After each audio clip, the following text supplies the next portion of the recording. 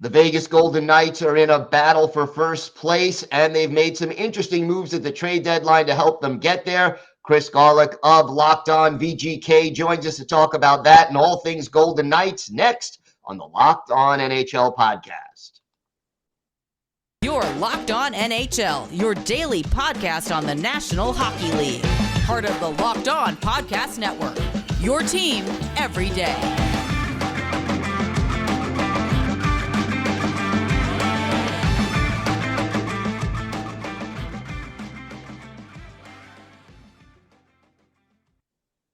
Gil Martin here, and welcome back to the Monday edition of the Locked On NHL podcast, part of the Locked On Podcast Network, your team every day. And thanks for making Locked On NHL your first listen every day. We are free and available on all platforms.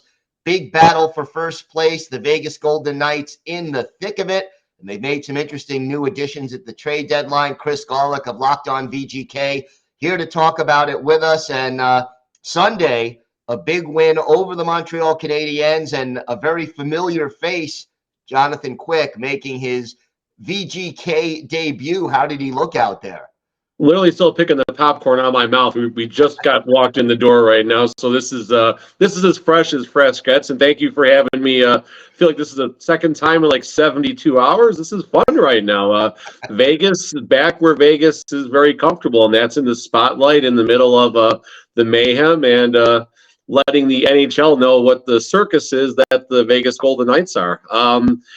Jonathan Quick tonight, very good game, good 2 periods, not really tested in the first. Second period, Vegas was outshot, almost tripled up by Montreal as far as the shot disadvantage, and Quick kept Vegas in the game. Vegas enjoyed a 3-goal lead, so you expect Montreal to make a push, and they owned that second period. Quick kept them out of the net. Fortunately, VGK got a bit leaky in the third. One goal, the second goal that Quick gave up, not a fan of. He went down early. Player coming up the boards, beats him over the shoulder. He had a look at it. It's going to happen. No goalie's going to go perfect too often. The first and third goal, nothing Quick is doing on either of those goals, but serviceable debut. Crowd, huge ovation. Just it's crazy right now. It's so much fun being a VGK fan. It really is. How strange is it to Strange. see Jonathan Very. Quick in a VGK uniform? I've lost count of the number of tweets I've put out in the last probably 72 to 96 hours about just trying to wrap my head around this. And we talked about this on Thursday or Friday. Jonathan Quick is a Vegas Golden Knights, which by itself, that's amazing. And it's by way of the Columbus Blue Jackets. We didn't even get him directly from the Kings. So, I mean, in a year with just so much craziness and bizarro and whatever. But, back to the serious side, he's going to be, a top 3, top 5 as far as American-born goalies go when the dust settles. And, he's made a living off of just making remarkable saves and big moments. Fun to watch. He had a moment where he lost his stick. Looked like the Montreal defender didn't necessarily try and kick at it because he was jockeying for position with the VGK defenseman. But whatever it was, it got Quick's attention. Quick picked up the stick and boom, he gave a nice little old school Ron Hextall to the back of the numbers to get out of or in your words, maybe Billy Smith, the language you'll understand a little bit better. Oh, God, Billy, I love watching his videos. I'm not going to lie. But back to VGK, just so much fun with what's happening right now. And Quick's a Vegas Golden Knight. I'm still just in shock right now of you can't process it. And this isn't me fanboying that we have Jonathan Quick, this superstar, amazing goalie, because we're going to acknowledge Quick for what he is this season, and it's not been good. The numbers haven't been good. But for me, just saying Jonathan Quick is a Vegas Golden Knight, playing against them, watching the Vegas Golden Knights play him for the last 5 years, and then now just it's so unexpected. Just it's fun. This is what drives sports right now, people. This is just so much fun. Yeah, no question about it. And look, Quick wasn't the only player that the Vegas Golden Knights acquired at the trade deadline to make a big contribution in the win over the Canadiens on Sunday. You got 2 goals from Ivan Barbashev, and you get an assist from Teddy Blueger. It's like the new guys are all pitching in right away.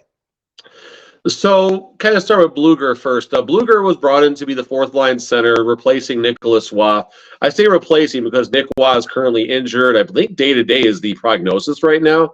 So we'll see exactly what that means in VGK terms. It could be LTIR in a matter of seconds, but we'll see what happens with that.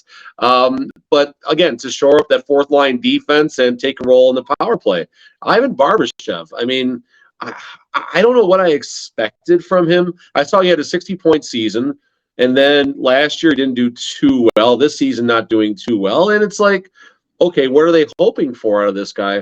And then one of my tweets during the game today was, it seems like Barbashev is the missing link until Stone, if Stone comes back at all this season, or not this season, but in sometime into the playoffs. Barbashev, 5 points, 3 games, and that includes his first game, where the team got skunked. They got shut out by the Avs 3-0. So really it's 5 points in just 2 games or it might be 5 and 3, whatever. Either way, Barbashev is very noticeable out there. And more importantly, he is the recipient, if you will, of these Jack Eichel dishes, and he's just able to finish them off. Whereas Vegas has rotated probably 6 forwards in that wing position that couldn't consistently stay with him because they couldn't cut it. Call it what it is. So looks like these 3 additions have energized the team right now. New identity. So one of the things me and Tony on Locked On Vegas Golden Knights have talked about is, what is the identity of the team? Like when you think about teams coming in, you can pretty quickly, okay, the Carolina Hurricanes, high octane, lockdown type of defense type of team, just throwing an East Coast team, the Flyers, in your face, not a lot of space on the ice. We can do this for a long time here. VGK lacked identity really until the trade deadline, and now they are going to be a stout defensive team. And when their top 6 is healthy, their top 6 defense, that is, I don't have the stats in front of me, but they're basically a 500 team plus a little bit when one of their 6 defensemen is gone, which was for a long time this season, unfortunately. And when the 6 defense are there, they are a very difficult team to beat. Now you add Barbashev, you add Blueger. At one point, Barbashev and Blueger were the first over the boards on a penalty kill. And listening to the postgame on the way home, William Karlsson, day 1 VGK misfit, right? Very good on the penalty kill. Got paid after he had a crazy 40-plus goal season. Hasn't even sniffed that since then, unfortunately. But he was also one of our best penalty killers. Tonight, Ivan Barbashev had more minutes on the ice than William Karlsson. So this is showing you that Cassidy, Coach Cassidy, that is, had, I think, some influence on these 2 individuals joining the team.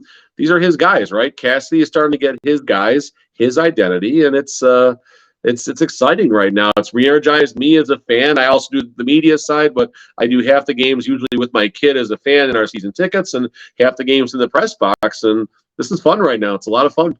Yeah, no question. What is the key to Vegas finishing strong and winning this division, and how important is it that they win the division?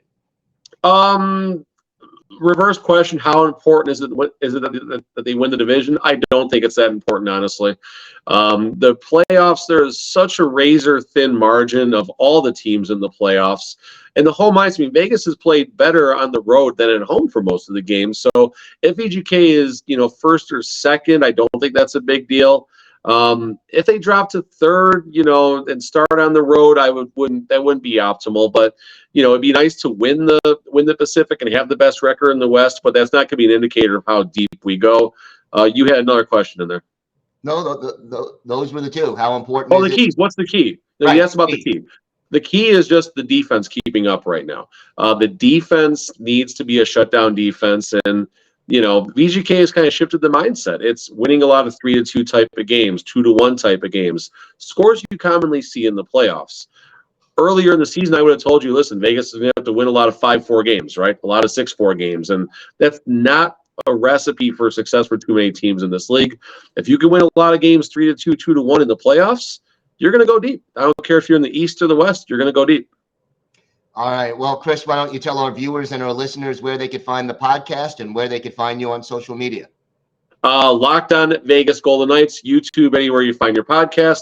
My personal Twitter is @TDChrisG. Again, that's like touchdown, TD Chris G. All right, Chris, always a pleasure. Thanks for joining us today. I'll see you next week. Today's episode is brought to you by Built Bar. If you're looking for a delicious treat but don't want all the fat and calories, then you got to try a Built Bar. What makes Built Bar so good? Well, for starters, they are covered in 100% real chocolate. That's right, real chocolate. And they come in unbelievably great flavors like peanut butter brownie, coconut almond, churro, and my personal favorite, cookies and cream. And the macros are outstanding. Only 130 calories and 4 grams of sugar on average per bar, but they pack a whopping 17 grams of protein.